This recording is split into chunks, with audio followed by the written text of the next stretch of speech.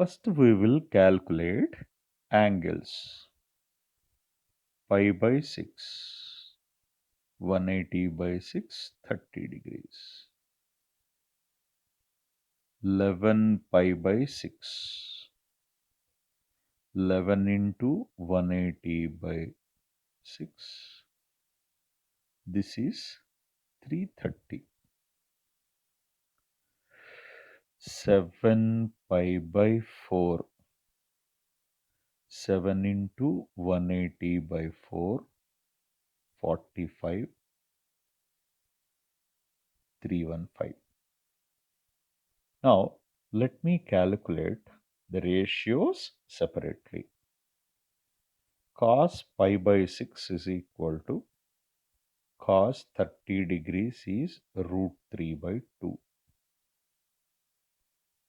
Sin 11 pi by 6, it is sin 330 degrees is equal to sin of 360 degrees minus 30 degrees. Now, sin 360 minus theta.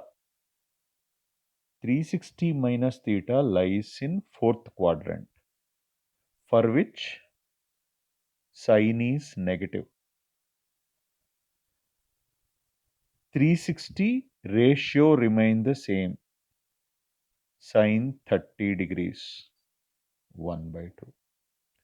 Next you take secant 7 pi by 4, which is secant 315, which is secant 360 degrees minus 45. 360 minus theta lies in fourth quadrant. In fourth quadrant, cos and its reciprocal are positive. So secant is positive. Since 360 is there, the angle will remain the same, 45, which is root 2. Therefore, LHS is equal to cos square pi by 6 plus sin square 11 pi by 6. Secant square 7 pi by 4 is equal to root 3 by 2 whole square plus